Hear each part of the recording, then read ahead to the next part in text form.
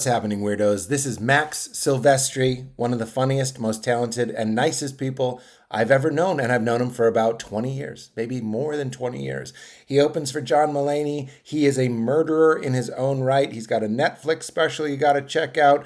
He also was the showrunner for the amazing new show, I Love L.A. He's all over the place. He writes, he show runs, he does stand-up, and he's a delight. So I was thrilled when he, Gabe Liedman and Jenny Slate. Sorry, had to think about that for a second. They're doing a new podcast, so they're going around doing podcasts, telling people that they have a new podcast, but it was really just a very nice excuse to sit down with my old friend, talk a little bit about the old times, talk about the current times, and I'm glad you guys are here. Check out Max on all the social, Max Silvestri. And in the meantime, enjoy this chat that we had. Or before we throw to it, maybe I'm going to plug my tour dates. Just go to PeteHolmes.com. Go to PeteHolmes.com. I do a monthly show at Largo in Los Angeles. It always means so much when people come out. We got the Milwaukee Improv. We got Brea. We got San Francisco, North Carolina, South Carolina, Miami, Michigan, Texas, Wisconsin, and Denver, Colorado. And thank you to everybody that's been coming out to all the shows. It means so much to see weirdos out there. Thank you, thank you, thank you. Hope to see you out at a live show. In the meantime, enjoy my dear friend, the wonderful Max Silvestri. Get into it. First and foremost, so happy to see you. It's great to see you. I haven't seen you in, well, I think, you tell me, that the last time I saw you was when Mulaney was performing at some theater here in L.A. The Orpheum? No. I wasn't opening for him. Yes. That might have been the Orpheum, which might have been like, okay. I don't go to places called the Orpheum. No, but there's the theater downtown. It's like a nice big theater. You had people in the basement after. Yeah. Yeah, Okay, Conan was that? there. No. Martin Short? No. Either way, that's been a while Orpheum? It's downtown. This is a theater I've performed at since. It's not a Mulaney theater. It's a regular person theater. Like Largo? Similar to Largo, but probably 3 times as big as Largo, but not... I like that cadence of this is like, you know the answer and I'm guessing, but it seems like you don't know the answer. I don't. Neither of us do. I've also seen Birbiglia at this venue. This is like a 1,200 seat theater. It's not called... If they call this the Orpheum, the person was having a really strong coffee. Right. But either way, that's probably been like 4 or 5 years. I mean, that's maybe. all Yeah. we really need to say. Yeah. And you did open. Yeah. Yeah. And how dare you think I would forget? Because you were incredible. Oh, I appreciate you saying that. I loved it. But I used to see you all the time. You know, we both, for a long time, you still do, had regular shows at Largo, but rarely overlapped. Are you not in Los Angeles? I am, but Jenny, who did the show with you, did the show with us, is now fully on the East Coast. She was kind of splitting her time, but yeah. So we would do it when she was in town, but it just became tougher and tougher, and that's sort of why we jumped to podcast mode. Oh, it's funny, it's remote. I was, because you're my friend, I was like going to warn you. I'm like, I don't know why I'm being salty, and I was going to say. So the next logical step was to start a podcast with Jenny. Yeah. These scheduling conflicts said, let's keep going. Weirdly, yes. Also, I will say, does she Zoom? Yeah, and as does Gabe. We do it all Zoom because we considered doing Gabe Lieben and me in person, and then like teleconference her in. But that would feel like we were like CNN having like an expert in like presentation. Person Zooming. Bad vibe. No. So we're all Zoom, even though Gabe and I are just a few miles from each other. But it's like, let us have New York guests and LA guests. And it is not as good looking as other podcasts because we don't have a beautiful studio with art and decorations. But you get to see into our homes. Yeah, it's a give and a take. Yeah, sometimes hotel rooms. Yeah, it's a give and a take. What is the name of the podcast? It's called I Need You Guys. I Need You Guys. Sweet. And it's sort of a, we take listener questions, but really it's about us getting advice and help from each other. It's a little bit like plugging into our 20-year-old You guys group are doing chat. a riff podcast, but you're nervous you won't have enough to talk about.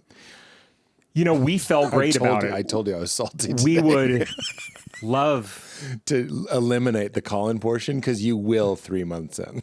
ultimately... ultimately a format is friendly to both advertisers and our network. And getting it made. Yes. It's exactly so like we were like, television. sure, we'll do these segments, but like we don't need, there'll be like 10-minute intro, 10-minute interview, 10-minute question. But I'm like, we could just talk for an hour. Because you guys have been friends for 30 years. This is what Big Terrific has been. It's like we get up on stage and riff, but they're like, let's try to put guardrails. By the way, this riff is the same for any podcast, not unique to you. Yeah. Meaning people are like, I'm starting a podcast. Everyone tells me their favorite golf club. Right. and I'm like, okay, so you have a bullshit grab ass show. Yeah. And you had to tell them that it's called 4 exclamation point. Literally that. Yeah. So we do need each other. And sometimes we need our guests. Look, it's all there. It's all in the 2 paragraphs. You'll have guests. We have guests. Because the 3 of you could just meet. That's what Big Terrific.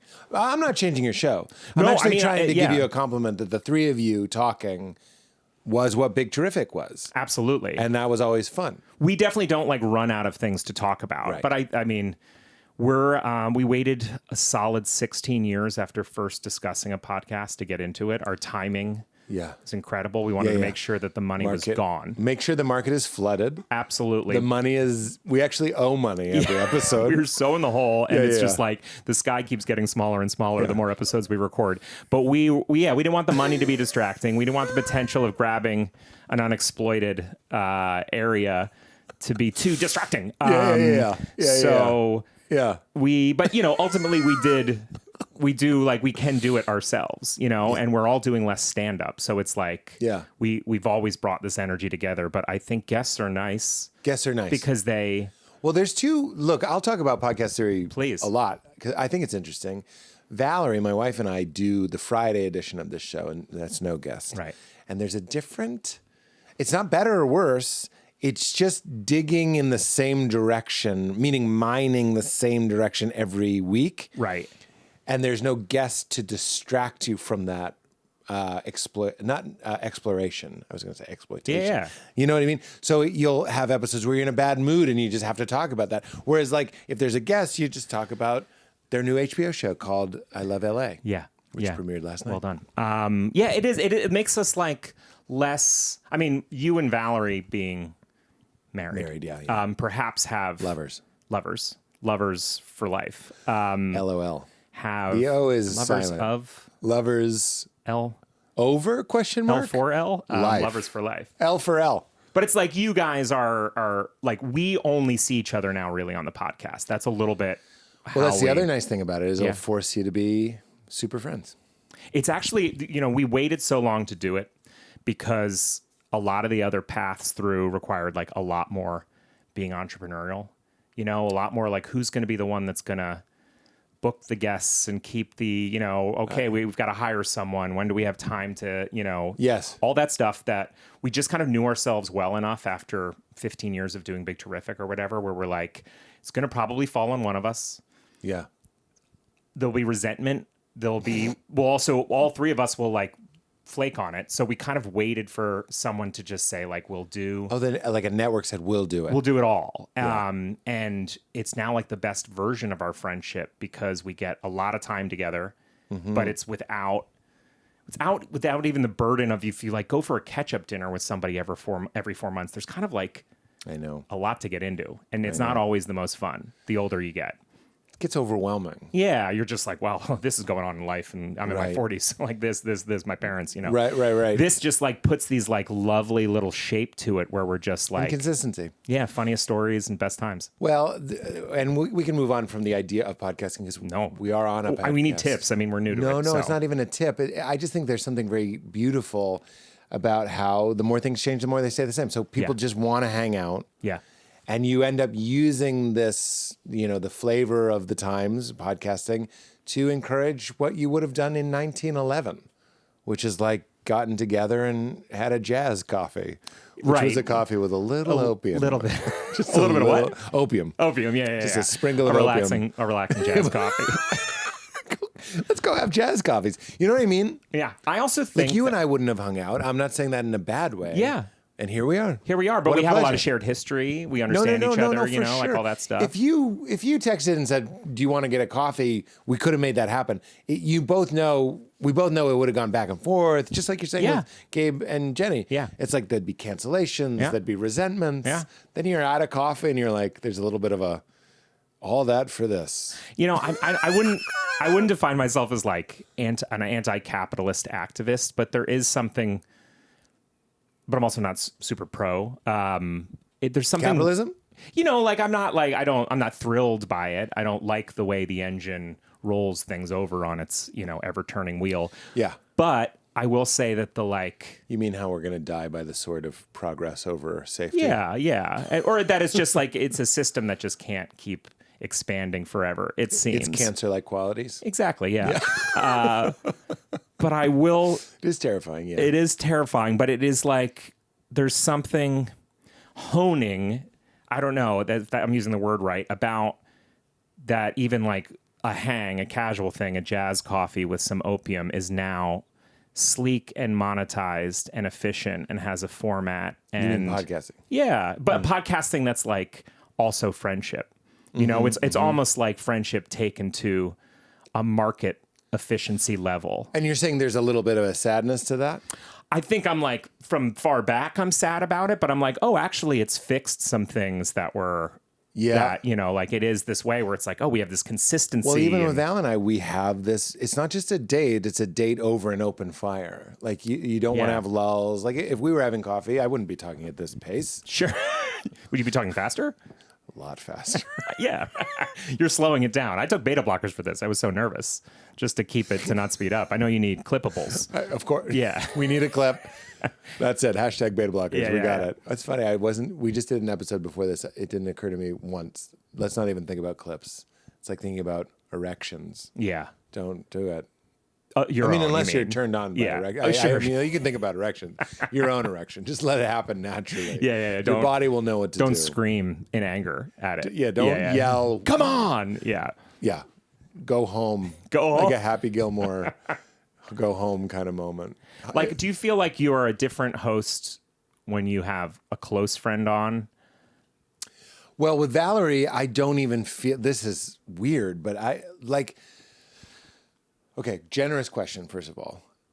We've been doing this show for almost 12 years. Yeah. So I'm almost barely hosting. Sure. I'm allowing your energy to inform me, and then we'll see what happens with us together. Okay. I think if you listen to the first time you were on the podcast, that was probably still what was happening, but there's more of a persona. Yeah.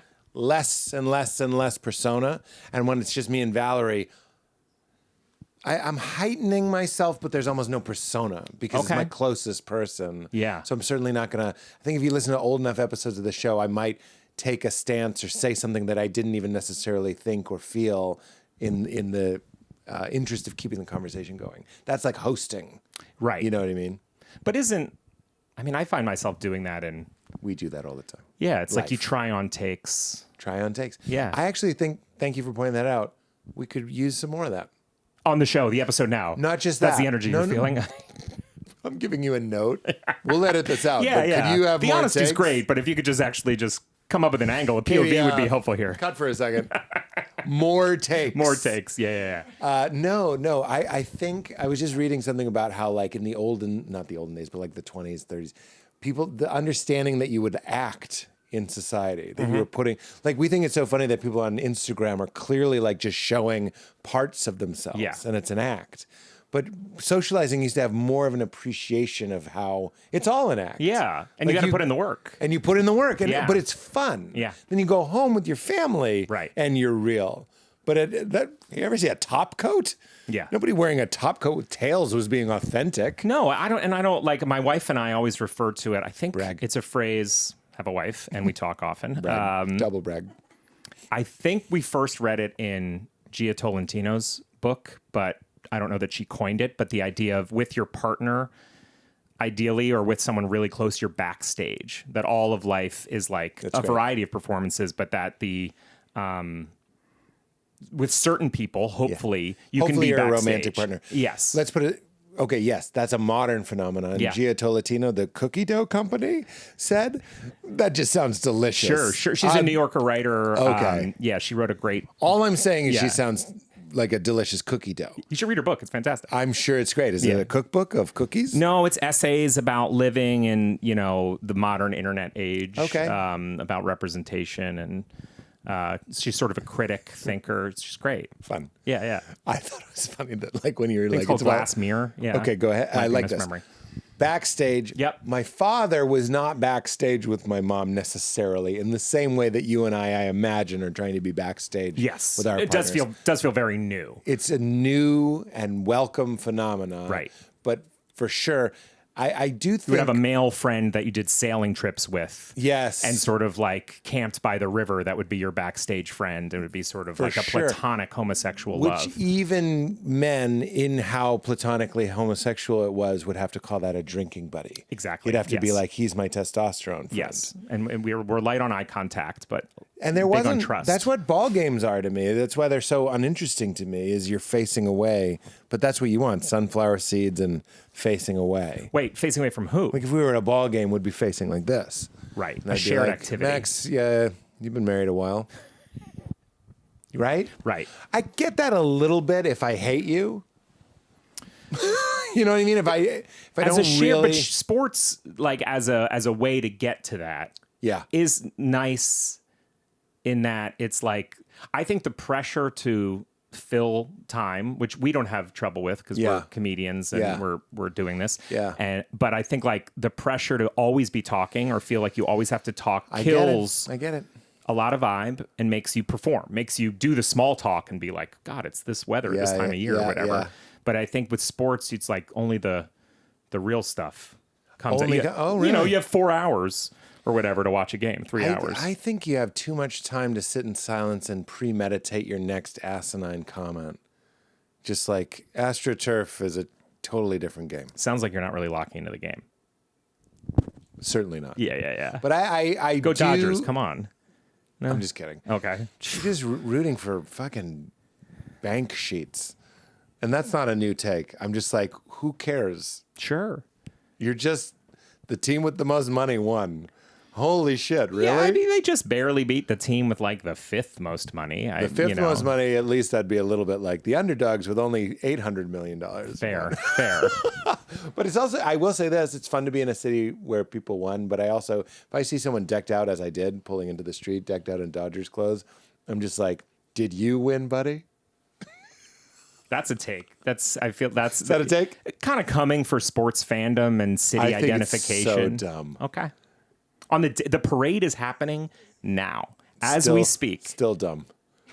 The parade should just be the team and no one should watch.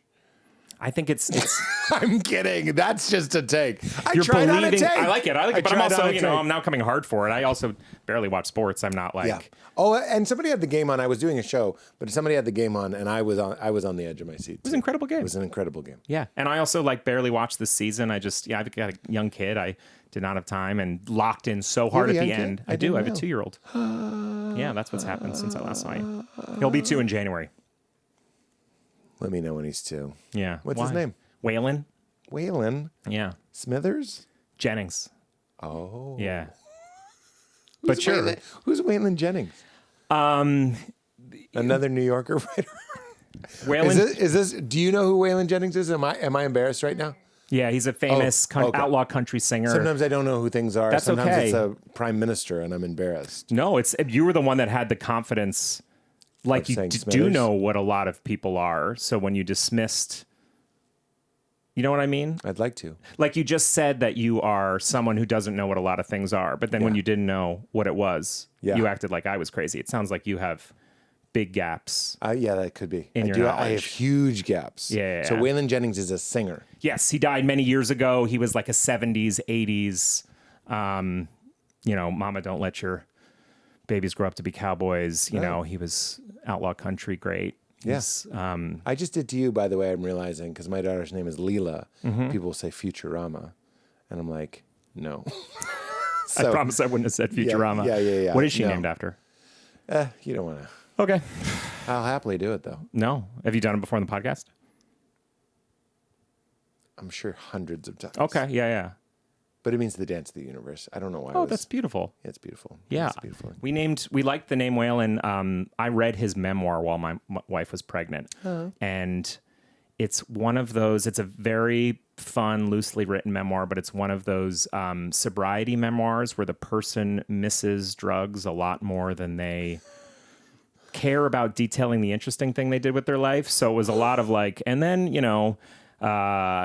and Willie Nelson did an 18-month tour and it was great. What I really missed was these pills called LA Back Agains, which were called that because they could get you from Nashville to LA and back again on one pill. Like, he's just God. Like, he was remembering the ritual, remembering what he used to take, remembering the confidence of thinking that speed, which was prescribable at the time, was like not like the a Johnny bad Cash drug. Thing. Yeah, exactly. So he was sort of like judging cokeheads and potheads while he was absolutely ripped on amphetamines. And then became a cokehead. Yes. That happened in like televangelists would be on because it was prescription. Yeah. It's like weight loss or focus or golden times. World War II, all the Nazis were taking amphetamines. Have you read that book? No, that's vaguely familiar though. Yeah, there was this, it's not called Amped. I'm forgetting what it's called, but it's basically like prescription amphetamines were given to all the German soldiers, and like the Blitzkrieg, which is about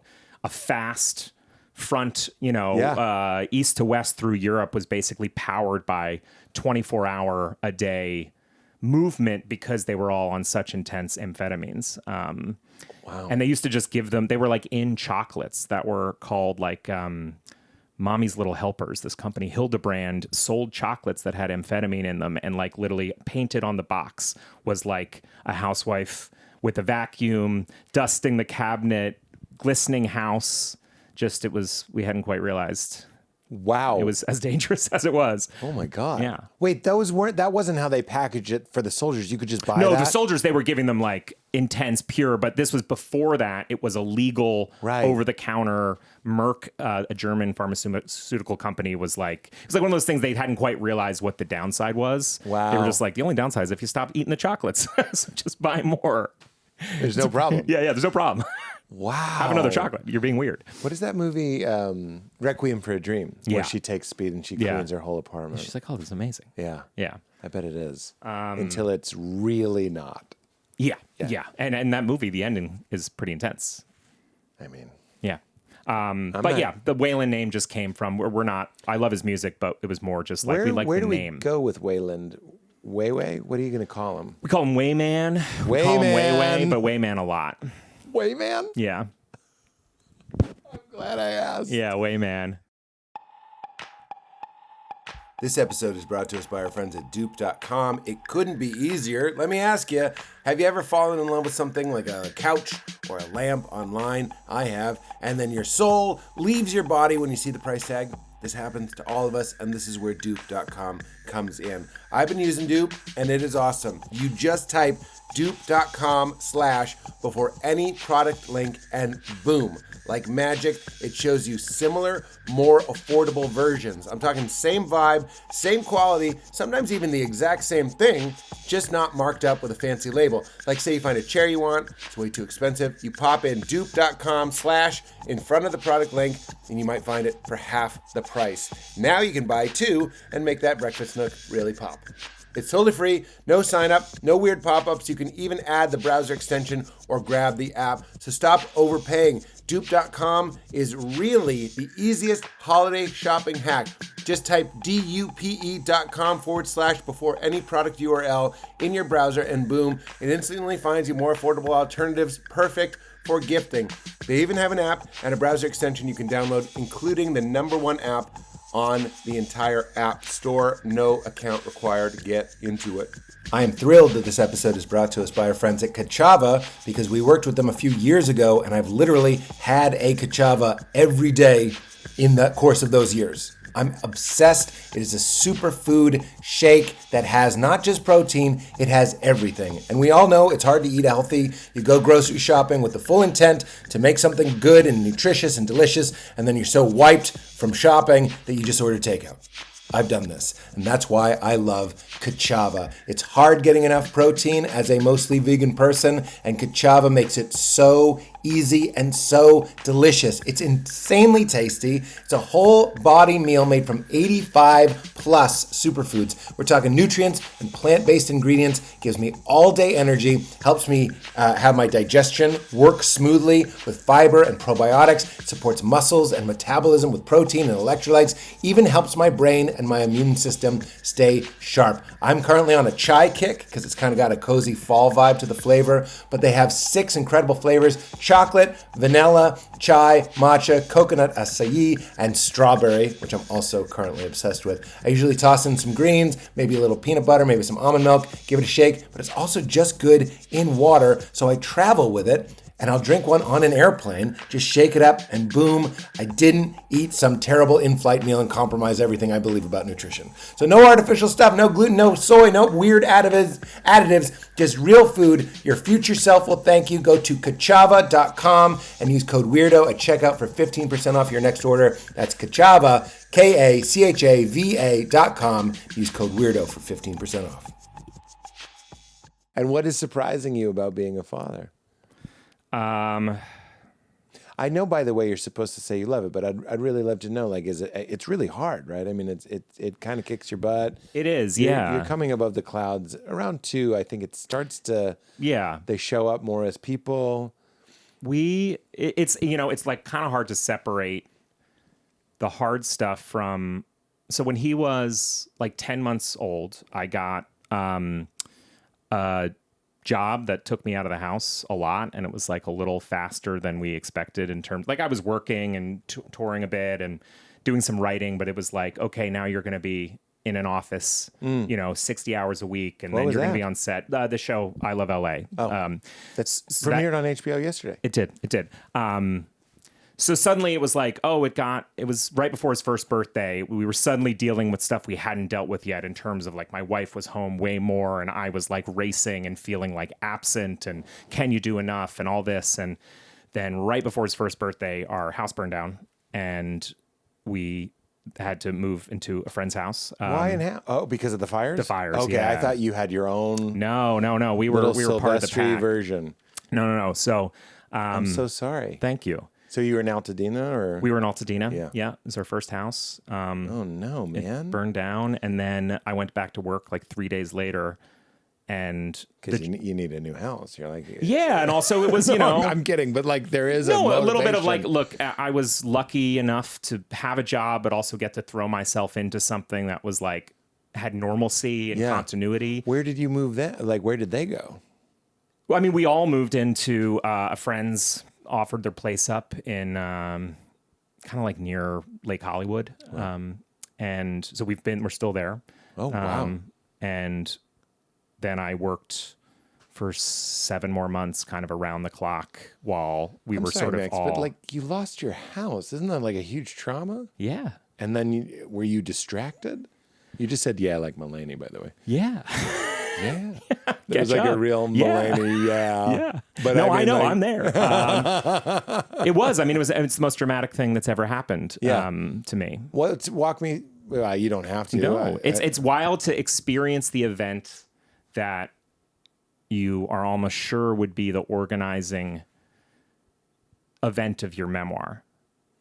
Wow. Like no matter how much When did that occur to you? Was the house fully down before you were like, this is it? Well, there was a grief group we joined with other kind of new parents our age, like maybe a month after. It was virtual. It was once a week, but we were all like real in the thick of like processing the emotional and the physical aspects of it. But it was like a rare chance to talk with people who did not have to like explain it to someone else, or it was just like we were just inside of it. And this like there was a lot of fury at like having a thing happen to you. It's not like the best chapter of your memoir is, and then I invented fission or whatever, you're like, no, this thing happened to me that I didn't pick. A passive happening. Yeah. Or like a victim kind of thing. For sure. And it's very infuriating that you'd be like, oh, everything will be after this. Right. The stick you were measured by. Mm-hmm. And most memories are like before and, Oh yeah. It becomes the line in the sand, like this side of it and that side of it. Yeah. So when it was encroaching, was it like that? Were you like, are we going to evacuate? Or was it like very clear you were going to You have to know, go? we like that night got a text from a friend being like, I think the Palisades fire had started. The winds were crazy. And got a text from a friend that like in the way east part of Altadena, Eaton Canyon, a fire had started. And this friend was like, that's right by our friend so-and-so's house. And we were like, geez, they're going to, like with these winds, they're going to lose their house. You know, it was just like we were texting at 6 p.m. being like, I feel so bad for them. That over in the way east side, right by their house, there's a fire. And then it just started moving fast and weird. And everyone got locked into that app. German chocolate fest? A little bit, yeah. I blitzkrieged through the mountain, exactly. With a little bit of Hildebrande. The saddest thing that's ever happened to you. I'm like asking if we can riff. No, You're like, down to. blitzkrieging down. That's obviously how I'm The processing it. blitzkrieg is also a very traumatic event. Yeah, you keep going. Top 2, but I didn't experience it. So it's riffable. Yeah, my wife didn't lose her wedding dress in World War II. But we could like see it outside, and there was this app that was like telling what. Just got that. She lost it in the fire? We lost everything. That's how quickly you had to leave? So what happened was. You're getting to it. So. I thought the we could blitzkrieg feel had the a orange famous... glow, but it was like really east. And we were just like, there's no way it's crossing this sort of central dividing street. There's no way it's coming this far down south. But it was moving pretty fast. And we were watching neighborhoods kind of like turn to recommend like evacuation warning, which was like before and then evacuation mandatory. So it would sort of like happen in steps. So we're like locked into that app. Some friends that lived just over this kind of dividing street had to evacuate. And they checked in with us. And they were like, yeah, we're headed to a hotel. We'd like made a reservation. How are you guys doing? And we're like, we're still not in the zone that's even giving a warning. So we're just kind of like, we don't want to have to leave. We have a baby who just fell asleep. He's, 11 months old. And this friend was like, I don't know what the app is saying, but like it's moving a lot faster than you would think. And I like really think you should get out of there. And this was like at 9 p.m. And just after we stopped texting, I looked out the window and it wasn't just a glow anymore. I could now see flames in the mountain. Like it was sort of closer. And a friend had offered a bedroom for us to come stay in with the baby. And we really just sort of made a logistical choice where we're like, it still doesn't say we should leave, but I don't want to wake up our friend at 2 a.m. in Silver Lake, and we have a baby, and like let's just. It's so funny how ordinary things like let's not be rude house guests. Truly, it was like our whole thing was like she's gonna go to bed in an hour, and she's already doing us a solid by saying you can come stay here. Let's not burden her. You're very polite. Truly, we were, and my wife especially, but she was also getting sweet. bad. It's very sweet. It was just like this doesn't feel cool. Yeah. It's like the winds are blowing. Feels like a nightmare outside. I feel seen. I would do the same thing. Yeah. But it really was our organizing principle was like, what is the least burdensome and inconvenient right now? Yeah. So Sorry, our house burnt down. Yeah. It's like, we don't want to bother. But what we were like, it's not, we don't have to evacuate. So she's doing a kindness. It's not like we're refugees yet. And forgive the leading question, but I'm like, I feel like dark flames, it's so classically scary. Yeah. It's just like, on the nose nightmare. It wasn't until even like it being a mile away still kind of felt like conceptual. It still felt like, well, the city is always ravaged by things. And it's weird. The things you must be telling yourself. Like, it looks crazy to us, but this happens all the time. Yeah. And it's like, I mean, obviously it's not now going to happen to us, like it's not going to move 3 miles. It's not going to like burn our house down. It's just like, what a wild thing that will be put under control at some point. But right now we should be smart and we should be responsible. But then we like saw the flames actually crackling, not right outside our house. Again, it was like, just, we could see it through the window, like outlines, not glow. And we were like, yeah, let's pack outlines up. of the flames, like on the ridge of the mountain closer to us. It was sort of like moving westward. And so we packed our cars up, but like we were coming back, going away for a weekend. I didn't even fill my suitcase. I brought like, I could have probably taken 80% of my clothes in 2 suitcases. I'm not like, I don't own that much stuff, but I packed like 3 pairs of underwear, some jeans. The one thing is we both had that little like scratch in our head, and I like went out to the garage and like looked for like family photos. We both took physical photos we had that there were no other copies of. But other than that, it was like I grabbed my laptop, baby shit, half a suitcase, the dog and the baby. And there's little ring footage of us walking out the front door. It? Yeah. Oh, wow. Yeah. Of us closing the door and the winds, fire trucks going down the street. And we just like drove separately to our friend's house. And like when we finally got on the 110. In the movie, you're together. In the movie, we're together. It makes more sense. But it was there was tension that we weren't together because she's with my baby. Okay. I take the rewrite. You're in separate cars. So it's like something could happen, you know, trees are down. There's no traffic lights. All the power's off. So you're just going down this huge street and it's just like trees, cars are flying by. There's no traffic lights, fire engines. It's no power. It's spooky. And then we got on the 110 and we could see, or not the 110, the 134, it doesn't matter. But we could see then in our rear view mirror, like the mountain on fire, like a better view of it than we'd had from our house. And then we were like, this is really bad. Oh, and you just close the vent in the car? Yeah, literally. Recirculate that air, please. And then the next morning, we still didn't have the evacuation alert. So we were like, maybe it somehow jumped. Because it was like doing crazy stuff. Like our little block was like not lit up. We were the one block that they like didn't alert right. So like we're like, maybe this is... And we were on a thread with some neighbors. And a neighbor sent a video of... Basically like, this is on the street above you. And we couldn't understand the video. It was like a 360 view. And I was like, where is this? But it was because... Everything was gone. Everything was gone, all the trees, all the homes. So you could see like basically like a half mile in every direction, just smoldering. And we were like, suddenly noticed a chimney that we recognized. And it was just like, oh, there's nothing there. And that was when your house was gone? Probably it burned at like 4 a.m. We don't know. But this was like... Who is updating the app? It would require someone whose only job... Like they're not helping. They're just updating the app. I think there will be a giant lawsuit that will also involve... The app? Not the app is, I think, pulling from like LA County... Info, but there like we were in the area where they kind of like gave up and were miscommunicating. There was a give up. Like there was never fire trucks or water, and they just like let our not just our individual, but basically like the square mile around us. Just they were like out of resources. Wind was crazy. There was no water left, they say, but like nobody saw any fire trucks in our neighborhood. Like they never came. Oh my God. Yeah, and the friend who was first getting texted about, like James Corden. Yeah, James Corden, didn't lose their house because they were fighting it so intensely at the source that they then kind of lost control of it as it like moved around. So the neighborhood where it started, which was like people who live at the base of like the canyon where the fire was, mostly didn't lose their homes. Wow. Yeah. I guess I am trying to be funny, but like, who cares where the source is?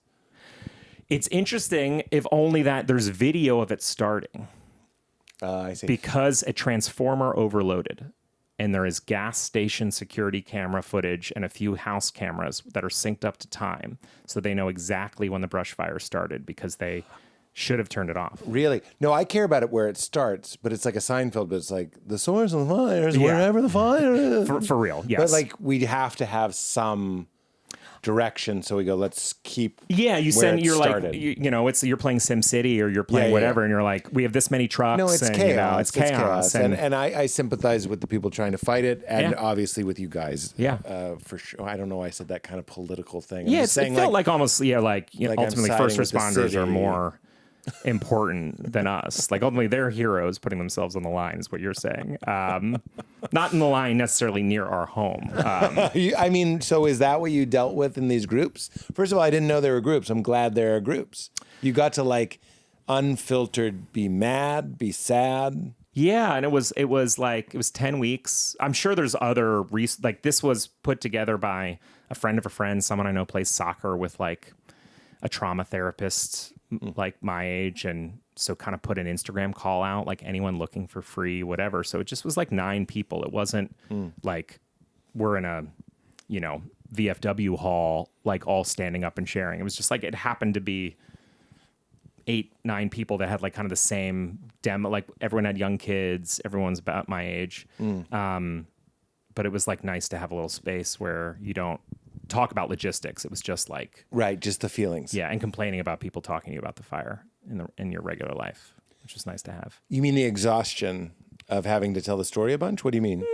What'd I say?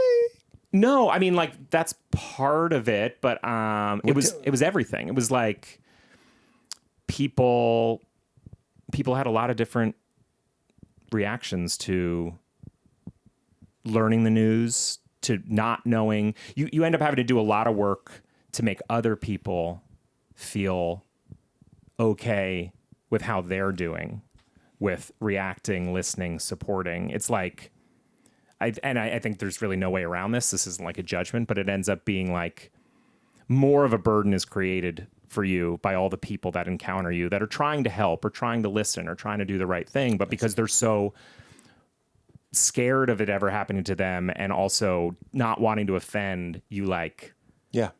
you have to then do a lot of management to be like, but I'm fine. Or, the non-jokey version of like, it's, like, and it's like what happens with the death or with, I was going to say, it's like a death. Yeah. And people go, how old was he? And what they're saying is, where am I? How do I place myself on this information? Yes. And almost more, but because having experienced both, death, people, even if you're young and you're like, I'll never lose my parents and I'm invincible or whatever, you like have an understanding that it's inevitable. I think like the idea of losing everything, your neighborhood and your house and all your possessions, people are like, God, it's more like finding out someone's like kid got run down in the street or something. Not that it's as bad as losing a child, but it's like, I actually don't want to look at a universe where that could ever happen to me. Because it's so random. Yeah. And just cruel. Yeah. Yeah. And you're hard to wrap your head around. Yeah. I was going to say, were you surprised at how upsetting it was? I think, I'm going to put this to you. I think people, maybe even you before this happened, humored themselves by going like, like you play it out. Sure. And to prevent facing the horror of it, you go like, it's just stuff. People say stuff like that. Yeah. It's just stuff. You move on. I don't know why it's Seinfeld again. It is Seinfeld again. I mean, yeah, and I can't imagine anyone having like a less emotional connection to a trauma like that than Seinfeld. But I moved to my other house. Other people care about fires. I feel nothing.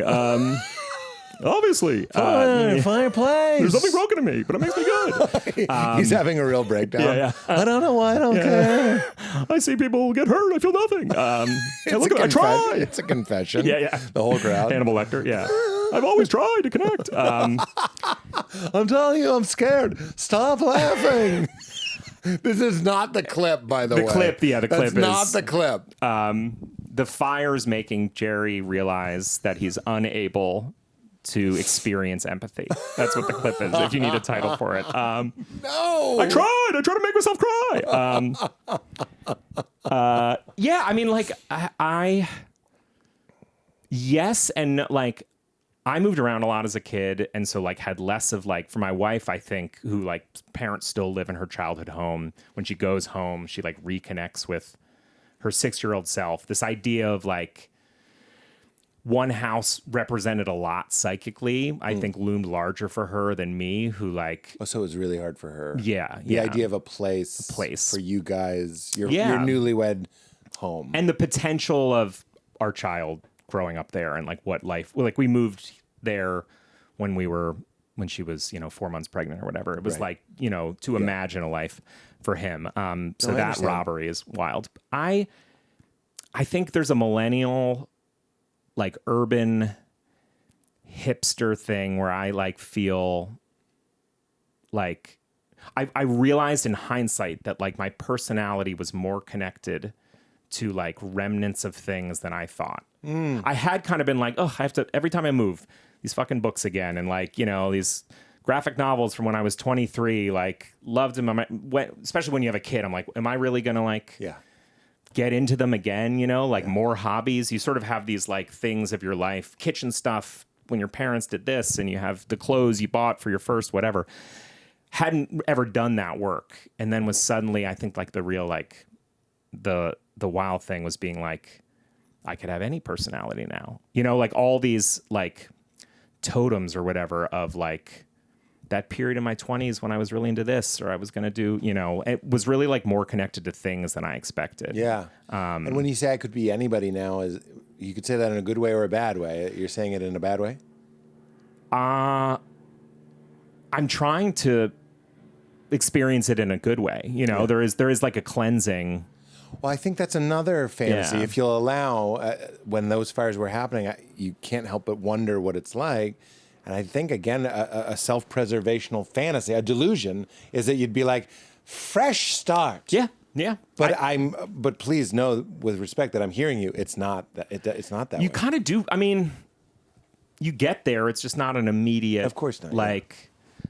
Because if you have insurance and you know what clothes you bought, sure, maybe you've like bought vintage things. Maybe you have like old tailored suits or something. I didn't have much of either, but like you could conceivably like go online and just buy those things that you had. You could look at photos, probably throw them into AI or Google or whatever, and just be like, okay, I had this Uniqlo stuff.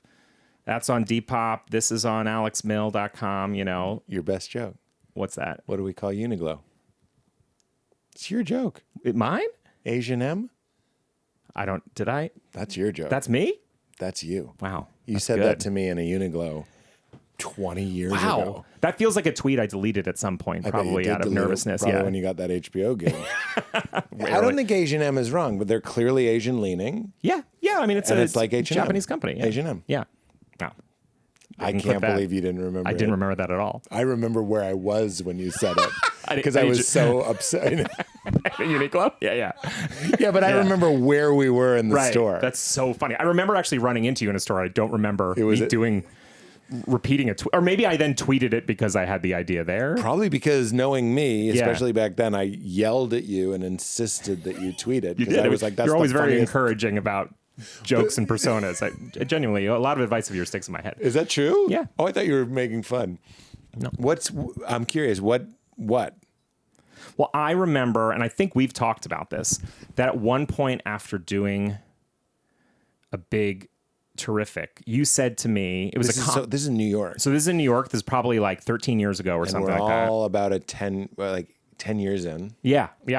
But you always felt like, you were a little ahead, and not well ahead in career, but like you had a real persona. You had come in from Chicago, like pretty fully formed is my memory of it. But you had some compliment on my set, and then you said, I feel like I could write for you now. Oh, yeah. And there was like the part of me that like didn't quite understand the game of stand-up, or even like didn't get the compliment of that at first. Yeah. I was sort of like, is it like is it you being a little salty? Is it like reductive about like my moves or my I'm trying persona? to say the clouds parted and I saw you. But also like that is it's one of the reasons I don't do as much stand-up anymore, and I'm like less interested in writing for it, is because you do have to know that guy and feel comfortable chasing the edges of just that guy. Yeah. And maybe my discomfort with that was like related to why I like had the reaction. But then it took me like a month or two to realize like, oh, that's actually a very nice compliment of like you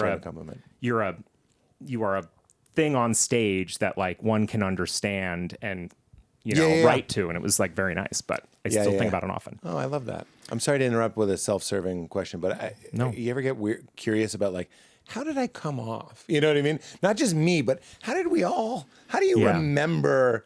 Because it's not close to the full picture. Like how I remember Gabe. Sure. It's not Gabe. It's like this weird other carbon copy of Gabe that I could tell Gabe about. You know what I mean? I mean, Jenny too. Yeah, I think. And you as well. And me to you. Well, it's like a lot of main characters in their own head. Yes. All glancing off each other and it's true. Summing each other up, also a lot off their material or their personas. That's so right. you're already getting just the like hologram or prism of who they are. That's right. That's and, right. And snap judgments and You're getting both. You're getting the onstage, but mostly the onstage and a little bit offstage. Yep. It's an interesting But you perspective. feel like then you really know people because you're like, oh, I see you 4 nights a week, and That's I right. see your new material, and I like That's right. think I know the whole. And also we're in the business of making fast judgments and having takes. Do you ever That's, by the way, we can come back to the fire stuff. Yeah. It's weird. Maybe I was like sensing that we could, I don't know. Yeah. But it is, I wonder if you, like me, now that I'm a dad and now that I'm trying to be a person, and it sounds like you are too, less interested in writing for your persona and stuff, there's a burden to making yourself a comedian, and it's just what you said. It's like, I'm very good at making snap judgments. Yeah. And I walk around an airport and I'm like, I got 20 minutes on everyone I just walked past. Yeah. And I'm not even Jeff Russ. Yeah. Like, what am I doing? Yeah. And it's not all cruel, but like, why do I have to have a take on everything and everyone? I'm just curious if you're, it sounds like you're trying to like calm that down a little bit, or do you find that to be true? I mean, I do find that to be true. I find that to be like a little bit of a burden. I think the one I clock myself in my relationship, even like we're 13, 14 years in, I'm forgetting the number, but a long way in, you know, we have a kid and we're married, of like, sometimes if I don't turn like the slightly meaner or more confident version of myself off, like if I'm texting with comedian friends or I'm coming straight from a writer's room and then we're talking about like a friend or a family member, I still kind of have the like sharpness that is not really that honest. It's just like, it's the coin of the realm. It's sort of like, why say I think maybe when you could just say like that, you know? What do you mean the coin of the realm? I want to like that's fully get that reference. You know, like even if I don't do stand up as much, like I still talk with, you know, my stand up like community close friends all the time. Of course. And it's like, it's funny, it's fast, you have to be like the quickest. No, I get that. Thing. Yeah. I really mean, what do you mean the coin of the realm? Like the currency that in that's that what universe. That means? Yeah, so coin of the realm I think is like, this coin only works in this, I see. You know, but in the realm of being with comedians. I knew I was going to learn a new expression, and I'm so glad. Yeah. And you're really helping me, because yes, it's not right, but we've trained ourselves to go, instead of saying like, you know, one of the things I've noticed about your friend is that they have a big head. Yeah. It's just funny to be like, big head, Melissa? By the way, that's not done with her. You know, it's like dismissive. It's like, because I can nail her in one sentence. Nailed. And my wife will occasionally like get thrown off by that. And I'll clock in myself that it's like, oh, that's because I was just there. You know, ripping into someone that deserved it, or just trying to be funny in a thread or with coworkers or something. One of the reasons why I live an hour and a half out of the city. If I do a set, by the time I'm home, I'm not. That's really smart. I've transferred the coins. Yeah. And you can use now kindness and curiosity and empathy, the better coins. But I'm 46. It's like a new endeavor for me to be like, what would it be like to stay all the best virtues, open, curious, slow to judgment. Nobody likes any of these things unless you're paying them to make you laugh. Yeah. We did I'm not going to go into that, but I'm just saying, like, a comedian has to have takes. Yeah. And, you know, but I think that more than having the takes upsetting me, because I still like having them. I love takes. It still feels good to have a really quick, sharp thing. Sorry, because it sounds like you're also right here with me. If I'm with what I would call somebody who I'm not clicking with, it's like, I'm like, where are the takes? I need some takes. Yeah. Even if I disagree, at least would have something to do. Come in hot and let me like fight with you. Please. Yeah, 100%. And I go, I just don't know why I can't talk to that person. And it's because they're just asking me thoughtful questions. I'm like, give me a take. Because a take is a question and an opinion at the same time. Because the question is, it's an antagonist, which makes for better drama. Yeah, you know, like it's something to push against. That's you can't just like... It's Kramer. There's a lot of nice people that also don't ask questions. And then that's to me, marshmallow fluff. That's nothing. Like, at least if you're nice and ask questions, you can feed into my own, you know, like I like exploring my world through talking it out or whatever. If you're going to ask me something, it could be fruitful. You mean takes is number one. Number two, if you're nice and ask some questions, let's get this going that way. No, I mean, it takes us so far. I just mean, like, at least the person that you're bored of that you're talking about is asking you a question. There are some people that are only nice and don't have takes and aren't curious. And you're just like, well, there's nothing here. I think, what I was saying was that I think I got, I think I just got like uneasy with taking personal responsibility or attaching the most exciting takes or things about humanity I wanted to explore to myself as like a fictionalized character on stage, where it's like, oh, if I want to like go into these feelings about, you know, men or women or 20 somethings or this or stuff in the world, that it like the semiotics of it having my name and me being like, I'm this nice guy that's established himself, and how do you undercut that or include it, or how do you, you know, like that work felt like backbending and made me feel sort of like, even though it was exploring more stuff, it made me feel like incurious, trying to like reduce it down. Tightroping. Yeah. And it wasn't like, oh, don't want to get in trouble for saying stuff with, I'm just like, my ceiling on my curiosity about myself, I like got to it. Yeah. Yeah. Well, that's very good and healthy. And I guess. I don't know. I'm sure I have more to like, I know I have a lot to figure out and I work on it, but I'm like, as I get older, I'm more curious about everybody else. Yeah. You know? I also think that's dad stuff. Yeah. Yeah. Yeah. Once Leela showed up, I was like, the premium. This is coming from a guy who interrupted your fire story to ask you what you remembered me telling you. So there's still a healthy. There's always work to do. Yeah.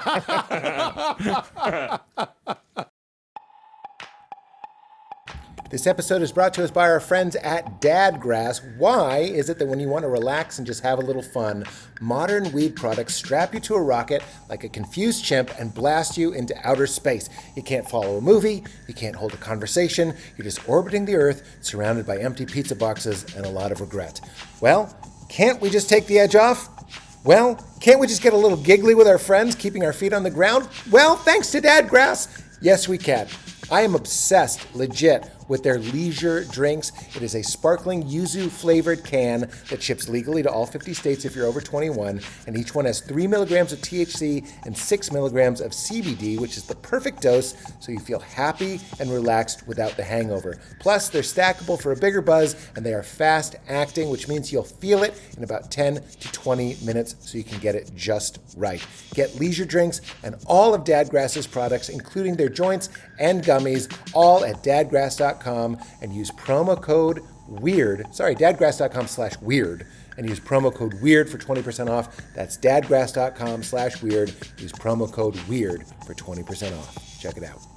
You guys hear me talk all the time about my Apollo Neuro, because if there's one piece of tech that has genuinely changed my life for the better, it is the Apollo. The Apollo Neuro is a wearable tech that helps your body recover from stress by sending gentle vibrations that tells your nervous system in a language it can understand you are safe. It's basically a wearable hug for your nervous system. You can wear it on the inside of your wrist like I do, or on your ankle. You can even clip it to your shirt. It's got a setting for everything: energy and wake up, social and open, clear and focused, rebuild and recover, calm, unwind, and my favorite, fall asleep, which is a chemical-free way to gently lull your body into deep sleep and stay asleep. If that's all it did, I'd be singing its praises, but it does so much more. It was developed by a neuroscientist and a board-certified psychiatrist who spent 15 years studying stress and has been proven in multiple clinical trials to improve sleep, focus, recovery, and overall calm. So if you want to feel more relaxed, more focused, or just a little more in control, check it out. You'll get $90 off at apolloneuro.com/weird with promo code WEIRD. That's APOLLONEURO.com/weird, promo code WEIRD. But once you have a kid, I think it's very good for creativity. But it's like you doing a TV show. Is this where this is leading to the idea, like writing for other perspectives and other stories instead of just Max Silvestri's take on this, and this? Yeah, and I think like you can, it's nice to write stuff for characters that have takes that don't have to live beyond, like, it can represent their flaw or their prejudice or their their hard edge on the world. But I also like the show that I have just been working on is about people that are very much unlike me. It's about like 20-something influencer, ambitious, hungry, like LA cool kids. And it was just a really interesting process in the room to like, I had my own biases coming in where it's like... About influencers? Yeah, and about the sort of like single-minded like ambition, like career and money above all else, you know. And I think in like understanding the world and then having to write a show that was not, you know, a satire about Nazis or whatever. It's like these are people and there's like reasons behind why they present a certain way, why they're insecure about money, why the clout is important, why they're shallow to service, where it's like you become like more of a humanistic person because I'm like, I like that in writing for these people. I now like both understand them, but also like love them and get it, you know? Absolutely.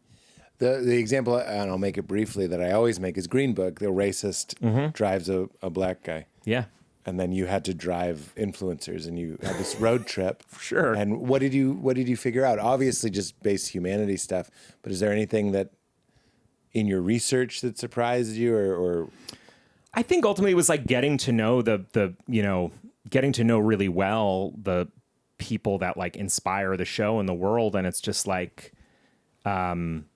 Through conversations and through having to write three-dimensional characters and understand these people beyond how they present. Because I think like the artifice is so tricky where it's like you can think you know someone through their videos. Obviously that's like a version of yourself. But even if you peel back 2 layers, like it's not black and white. It's like porous. People try to be authentic, but they're second, you know, it's all this stuff is just a literal version and a monetizable version of how we're performing at coffee or whatever. We're back to jazz coffee. Exactly. And the tailcoat. In a tailcoat and remember? Doing opium. Yeah, yeah. Okay. Yeah. Because if you don't remember, that's weird I to do. say.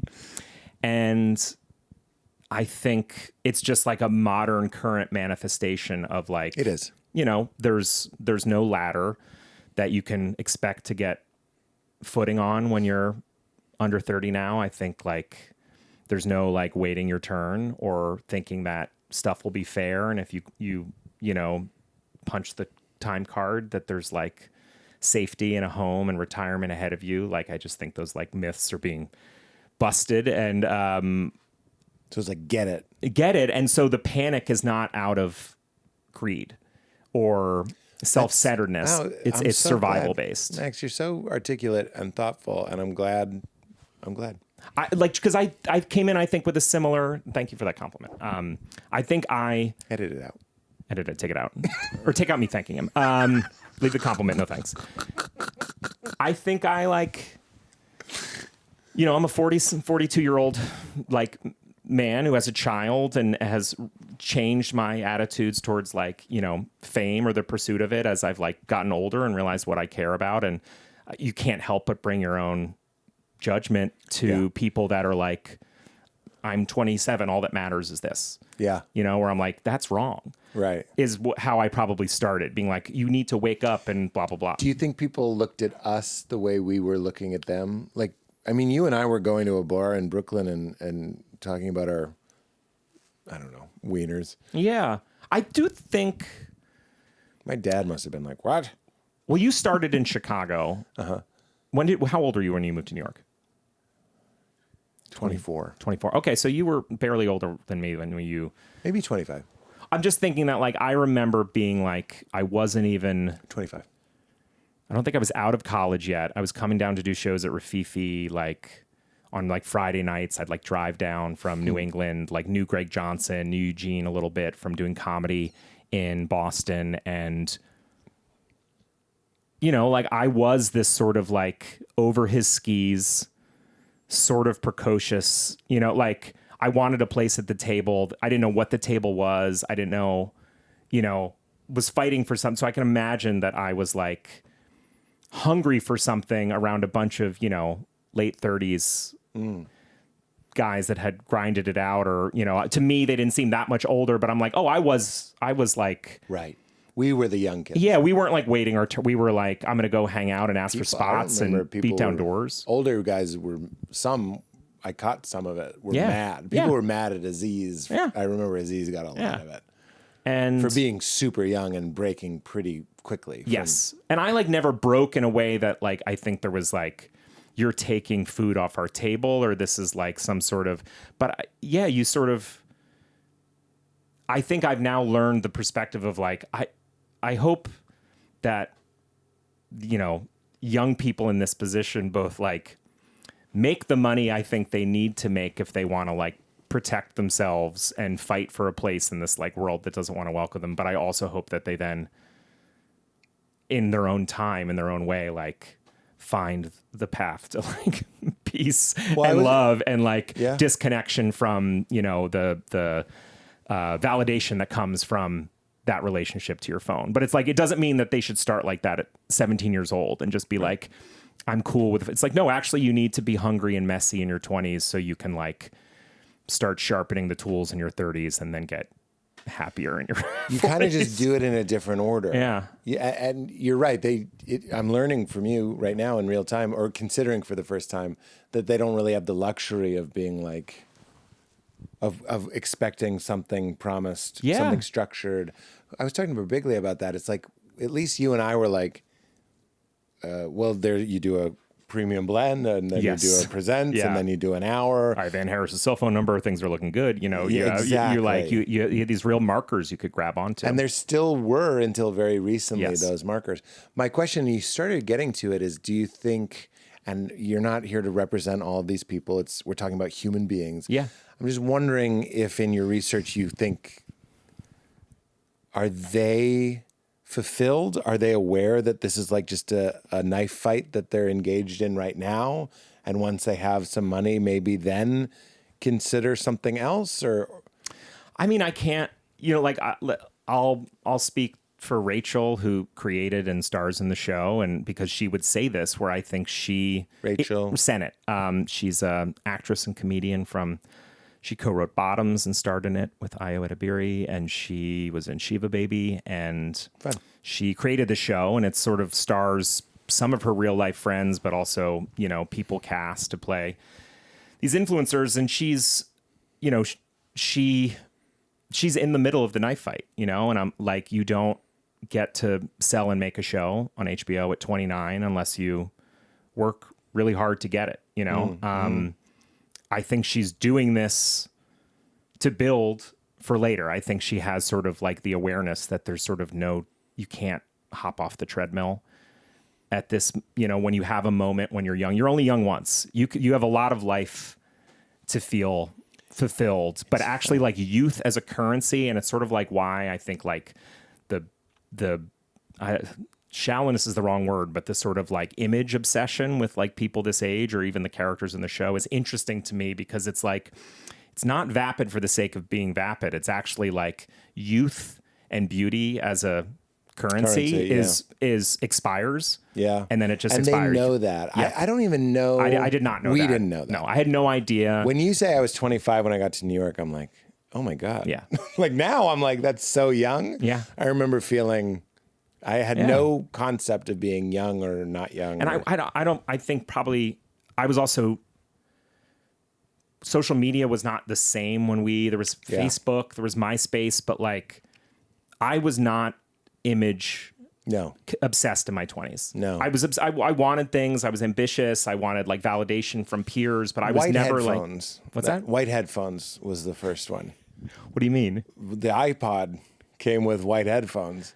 Oh, like that sort of image. I remember that was I'm sorry. Am I not? I thought things we wear, things we have being part of it. Oh, no, sorry. What I meant is like my pictures and video of myself. I was not thinking of that as part of... Well, you even said it, like we're looking for clips. Yeah. Like that's why I'm like, let's not think about clips. But when we were starting, if you were filming your set, it was for some reason. It's because you wanted to submit it to something. Yes. I'm really just chronicling the sound of my jokes. Yeah. And it's horrible footage of me. And I'm sure I look terrible. Yes. But it was never kind of like so that people could consume my picture and get to know me via that relationship. The thought of uploading a set was absurd. The oldest sets of me, like at Rafifi or something, somebody else shot, like Nate. Remember Nate Igor? Yeah. He would shoot stuff. Yeah. And like he was way ahead of his time. Yeah. But I remember not being like weirded out, but being like, that's not usual that this guy's filming. But we didn't even have like a don't film. Yeah. Well, we didn't know that, like, I think we had all internalized the like Jay Leno advice of don't burn material and like never put a clip online because that could be your premium blend. That could be in your half hour. Yeah. And I'm, generationally, we were probably like last to the party. You've had a podcast for a long time, so and write so much that maybe you didn't feel this way, but it's like the being like, oh, actually, what's more important than the like monetizing the jokes or saving them for whatever is the relationship with your online audience. With your audience and it being consistent. I just called Gianmarco Ceresi. You know him? Yeah, I've seen clips from. I mean, I now literally know him in the last month from. He's killing it. Yeah, he's killing. And I'm glad we're bringing this because with all the influencing stuff, he's working it. It's working. Yeah, and that makes me really excited. Yeah, because I've known a lot of guys because he's truly funny. Yeah. And he can get it working. Yep. And I'm like, that's the exciting, like, not the gold rush, but the like, oh, it's not just,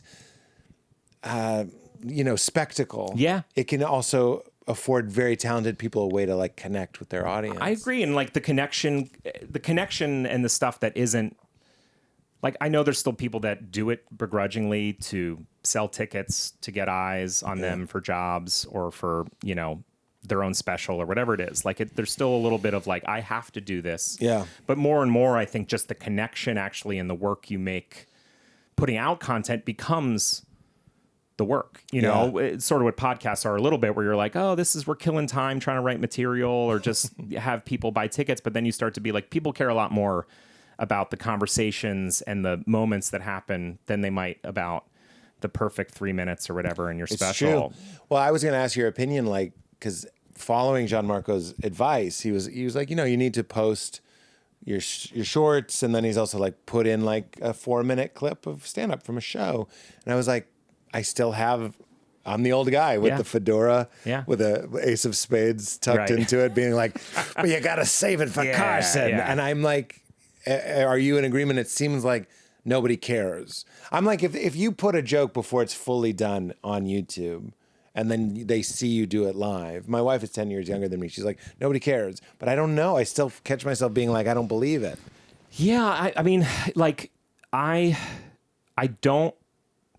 think the idea that is not that old of like people expect to not have seen any material when they go see you live, looms larger as a myth than it ever was as a real thing. Like there's this kind of idea of you build the perfect hour, and like maybe that's on the back of, Carlin or someone, and then Louis got into this cadence where it was just like, I still am like, I've toured with Mulaney when he, as an like encore, brought out, Salt and Pepper Diner joke from his first, Comedy Central, and people like lose their minds, can quote the bit word for word, and I'm like, obviously he's doing that as a specific set piece type is thing. The special bubble. It is, but I'm like, are people really like, oh, I saw you 3 years ago and you had a shorter version of that dinosaur bit actually mad? I don't think so. Maybe that's a part of the special where they're like, oh, I've heard this, and they cool, but it's like, it's not a golden rule or something. It might have been our ego. I also think when you and I were coming up, remember like cringe humor and all that stuff? There were like comedy bully press. Yeah. Yes, there was. That were like blogs, which were like mattered. Yep. And I don't know if cringe humor really did this. That was just one that I'm still scared of them. Yeah. The apiary's on you. Yeah. But, do you know the apiary prank? I don't know this one. The apiary was a blog with some pull in the alt community in the late 2000s. A New York stand-up scene comedy blog called The Apiary. Yeah. Exactly. And there were photos that would be submitted, and it would say beneath the photo submitted by Max Silvestri. Be a picture from Big Terrific. Yeah. The best prank. I'm not a prank person. I made a fake email address, mulaneyjohn@gmail.com. And I submitted to the apiary a photo of John Mulaney and Dimitri Martin. I even cropped someone out of it, which made it funnier to make it look like he just wanted it to be them. And I submitted it to the apiary. It got on and it said photo submitted by John Mulaney. It's the greatest That's really, really prank good. I've ever done in my life. And he absolutely...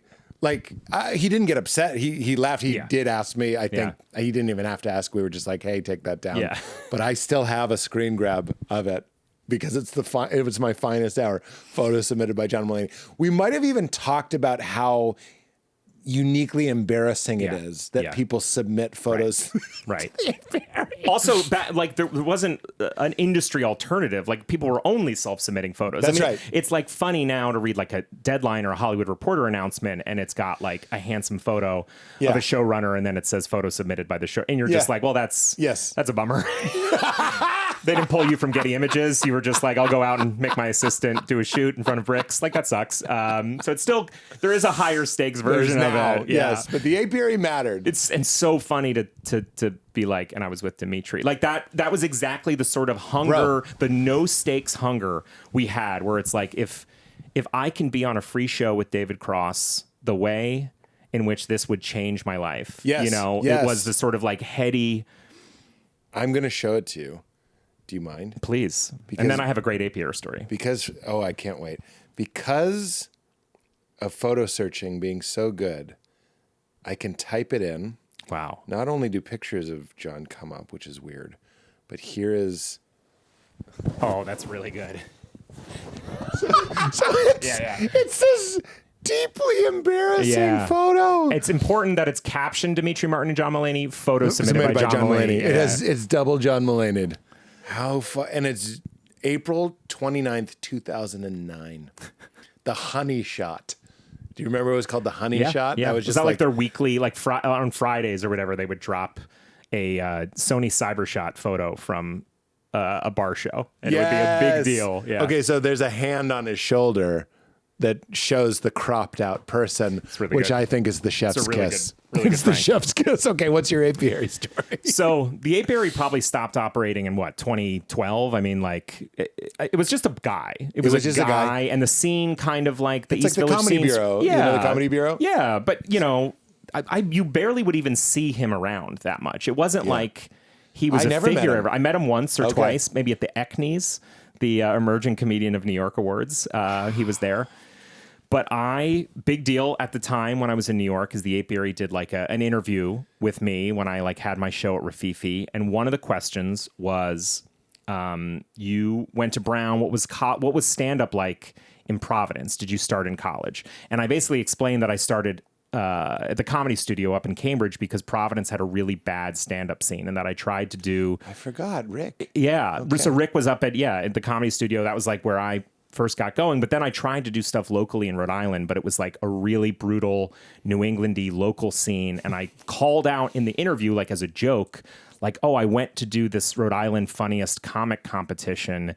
And it was just like at this restaurant, and the like host headliner judge was this like terrible prop comic who just like, brought out like dirty stuffed rabbits. And he was like, this is the Easter Bunny in Central Falls, crushing with, the like little old ladies, and then told my friend a gross story about hooking up with a waitress and how he doesn't pay taxes, whatever. It was just like, he was just like hustling, whatever. But I called him out by full name.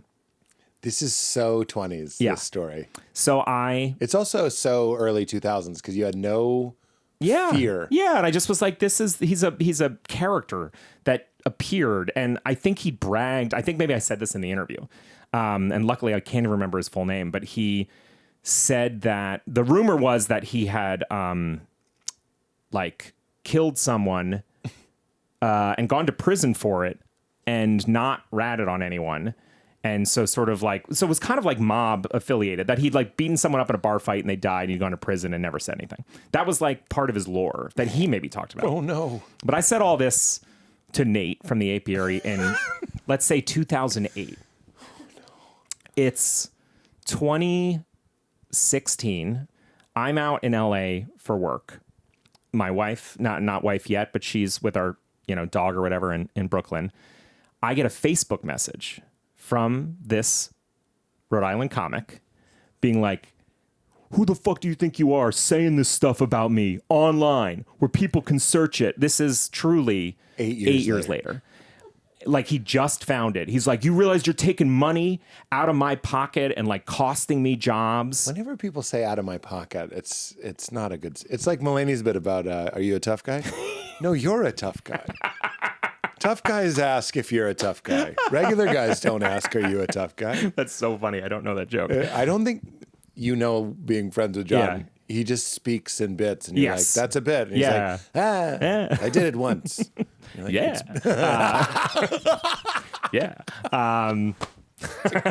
Great Mulaney, So he starts sending these like I think it's like 5 a.m. These kind of like frantic messages, but angry. Like, I'm gonna fucking kill you. Like, like, I'm looking you up in Brooklyn. Like, you live in Williamsburg, huh? I'm driving up from a show in Florida right now, and I'm gonna like come to your house. And I'm like, at first I couldn't figure out what he was talking about. Then I found this interview from 8 years ago. Somehow he'd either just found it or someone had been like, hey, we didn't book you on this thing because we found this story online where it like alludes to you being, a creep who killed someone or whatever.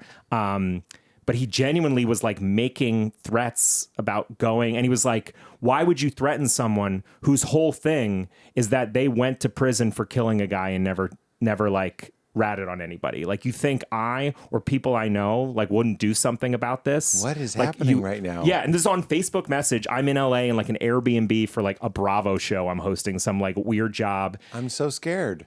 So I'm panicking and I like reach out to my manager and I'm like, do we have like...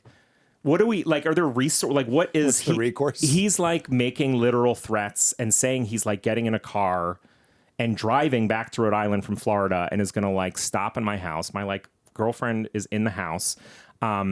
They say they're going to try to do something, but my next move is to reach out to Nate from the apiary being like, can you take this down? The apiary hasn't been active for like 5 years. I don't think he works in comedy journalism anymore. I think he's just a guy.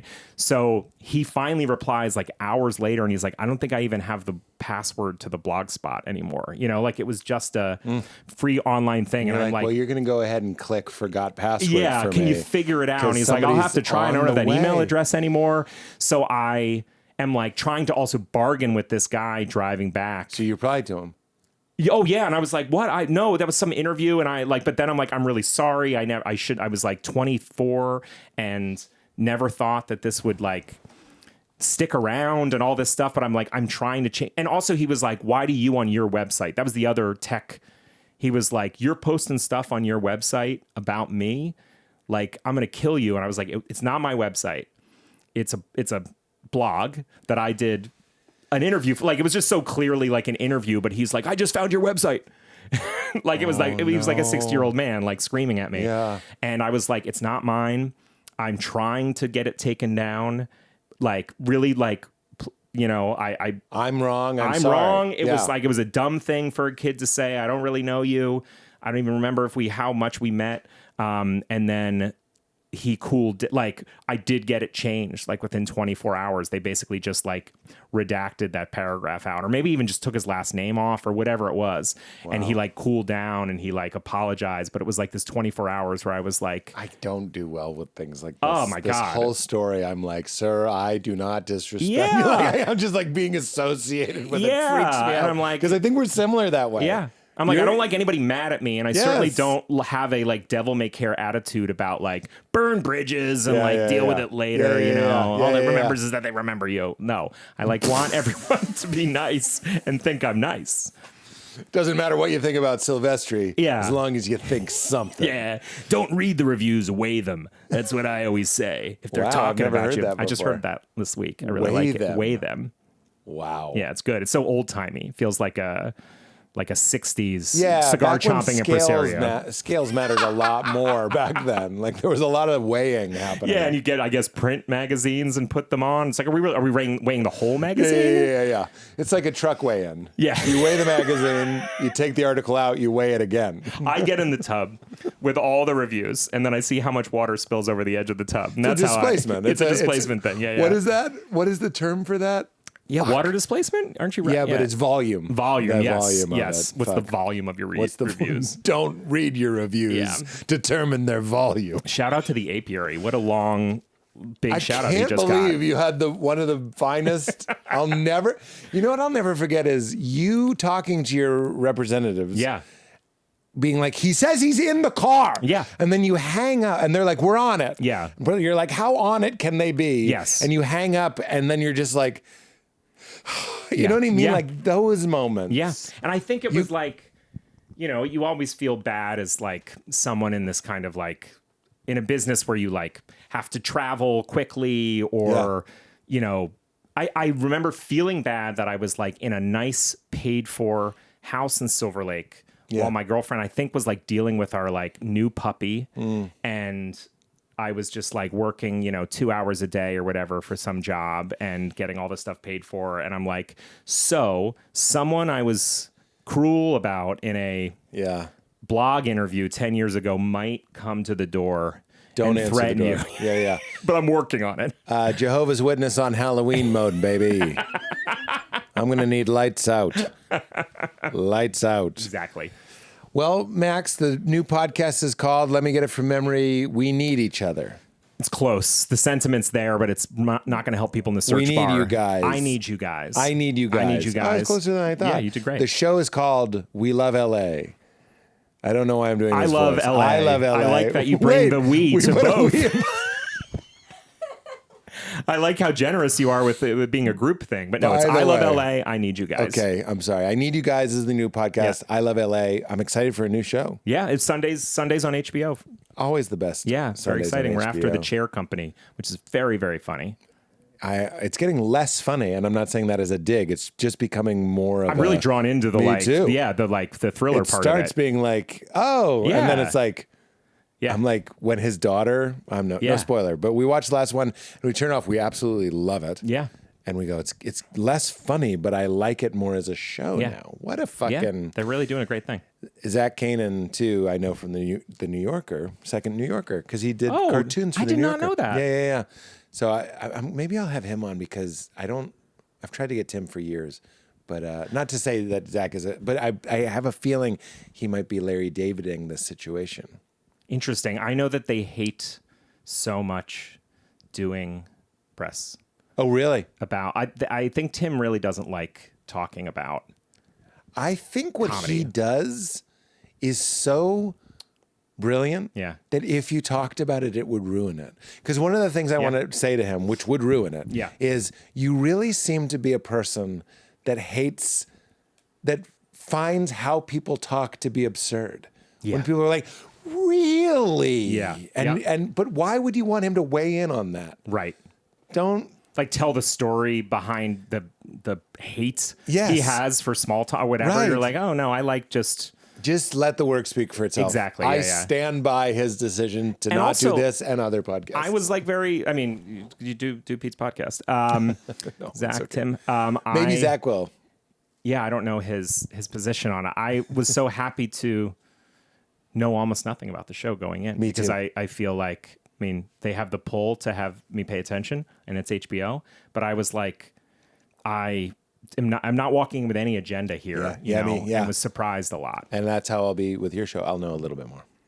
It's really been marketed really heavily. I Has guess. it? Yeah. You're not seeing. Really? Yeah.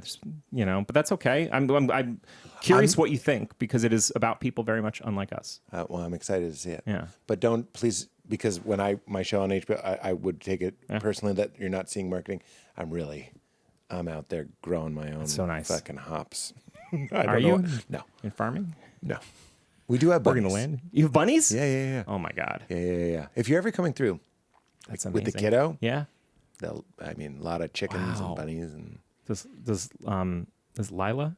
Leela. It's okay. Does she love the bunnies? She loves bunnies. Aren't chill. Oh, really? I If you thought the whole pick up thing a was... bunny, I thought you could just pet them. You can pet them, but if you pick them up, they're gonna Kick. Yeah. Yeah, the Thumper, one of the famous ones. Yeah. Kicks the leg. Okay. Well, I'll pet the bunny. You can pet the Waylon bunny. might not want it. Waylon can pet the bunny, but don't pick up the bunny. Okay. And we might get goats. Wow. Yeah, for ceremonial purposes. I'm just kidding, but for real. I would believe that it was for ceremonial it could purposes. Be, you know what? You're exploring stuff. Yeah. Famously what your thing we is. make a flame circle. The pentagram's not an evil symbol. I'll just say that. It's a power thing. I've loved this. I'm only wrapping up because I have to. I would have talked to you for 9 more This years. was so nice. I'm very glad that technology and commerce and capitalism has brought us together. Yeah. And it's a pleasure. It's been so nice. I feel like I fizzled out there. No, I'm trying to let you have the last word, but if you want to have a stronger one, you can. No, you get the last word. You say keep it crispy. You haven't been on the show in like 10 years. It's been a really long time. So you get the last word. Well, it's been a blast, Pete. Keep it crispy. You made it weird. You made it weird. You made it weird. Oh yeah. You made it weird. You made it weird.